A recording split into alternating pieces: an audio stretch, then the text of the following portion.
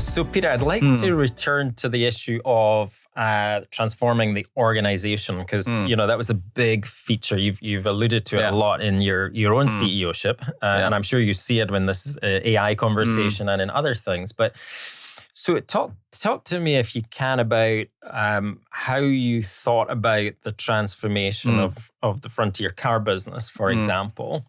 As you scaled up, what were some of the big levers, if you like, that you thought, I'm going to have to pull those in different directions to get this really to fly?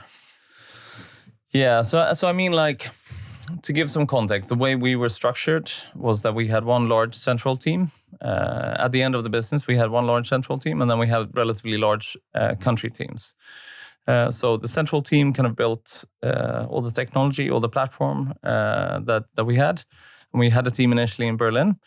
Then when the majority ownership was bought out by Naspers, we moved that to Delhi, to India. Okay. So you can imagine some interesting cultural clashes there. We for a while then tried to have both Berlin and a Delhi office. Mm-hmm.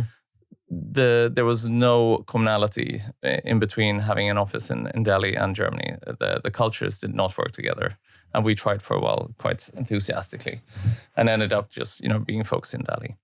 Then in most of the local markets, we had relatively large operational teams because we're managing 30,000-40,000 cars a month, and those they need to be transported, moved on. They need to be priced, sometimes refurbished. And basically, you needed to have kind of the full management of this, right? Mm-hmm. So I think the way we thought about it, like initially, was just small tech team, and then we have country teams over time with smart entrepreneurs. I think over time we became more and more centralized. More and more of the decisions were data focused. Mm-hmm. So I think we were initially going on good feelings, in terms of like, this feels right, we'll try this and see what happens, because we had no data to work on. And over time, I think we just shifted to a very hardcore data approach of where we invested our money. And that's a good example of scaling up, isn't it? From the entrepreneurial, this feels right, let's do it, to actually, now there's margin at risk here. And it's big scale. We need to be more accurate. Yeah, and I think also as a CEO there, you kind of have to fight maybe your inner inhibitions because you have like a view on things that you've learned over time. Mm-hmm. But many times the data tells a different story, and then you have to fight kind of your own inhibitions of okay, look, this is what I feel, but this is what the data says, so I need to follow the data, right? Because the data will guide me in the right direction. And 9 times out of 10, that is the truth. Sometimes you have a gut feel that something should go a different direction, and maybe the data is not right, but usually like data will tell you the most stuff. So I think that was also the learning of going from being kind of a gut feel entrepreneur to being more like a data-driven CEO. Yep. And I think that was a big change for me, at least. Having run like different organizations before, that were maybe up to 20, 30, 40 people, and shifting that mindset to be, more of a data-focused leader, really just ensuring that everyone is kind of following the same way of thinking. And say a little bit more about the India choice, the choice to go there and abandon Germany, or the kind of duality of two centers. Why did you choose India in the end? I mean, really, it was 2 practical points. One is that Naspers, who bought us, they had a big office there, and there was a practical setup for us to move there. And the other was that, frankly, in Berlin, hiring people had gotten so expensive that we were losing people left, right, and center, and we just couldn't match anymore kind of what others were paying.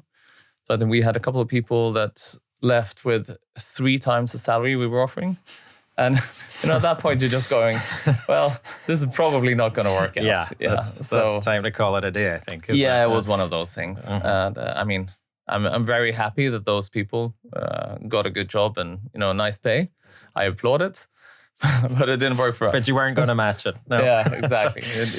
So that takes us into the talent space. So as you scale the business, and you've alluded to this already, how did you think differently as a CEO about the talent you needed to bring in?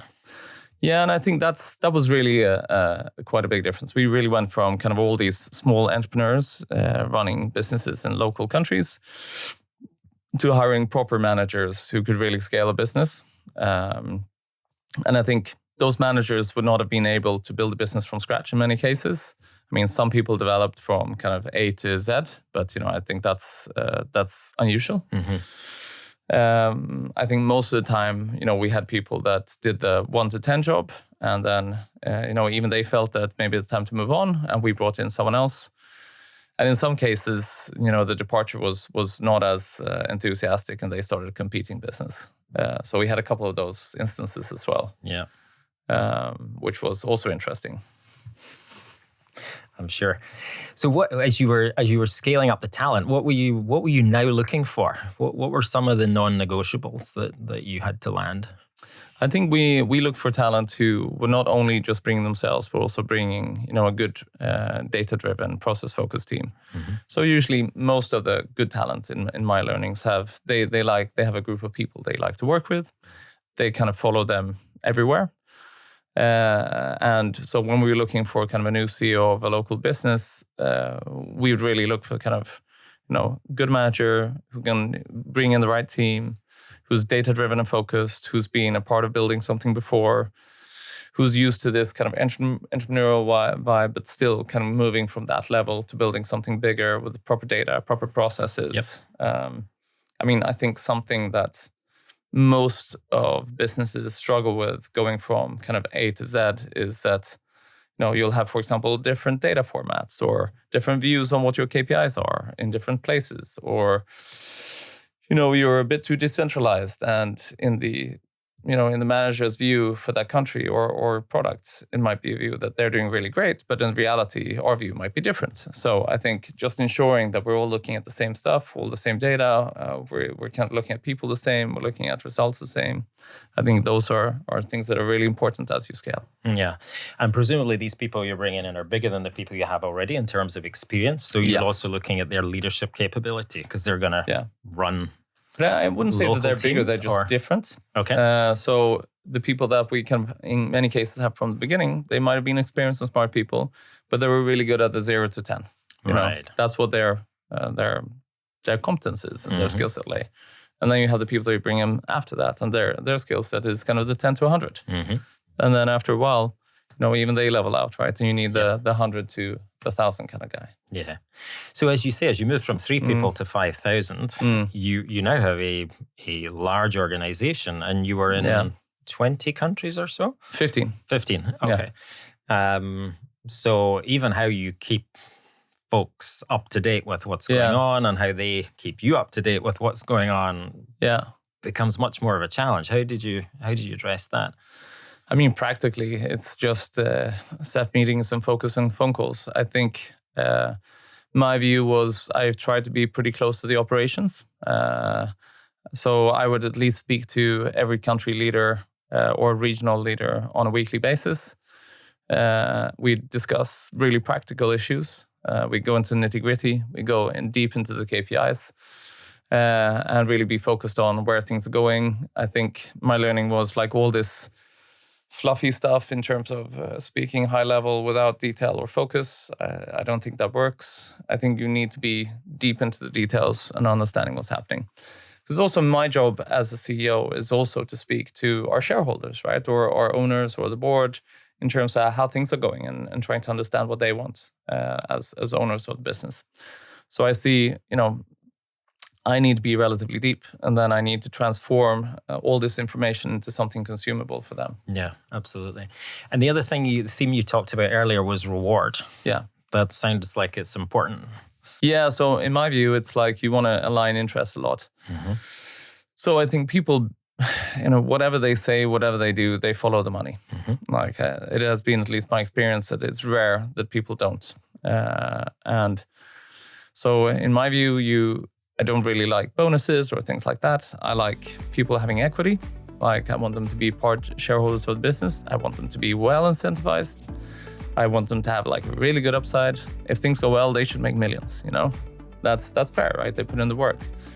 I think bonuses and stuff like that is sometimes quite detrimental because you're working for the very short term.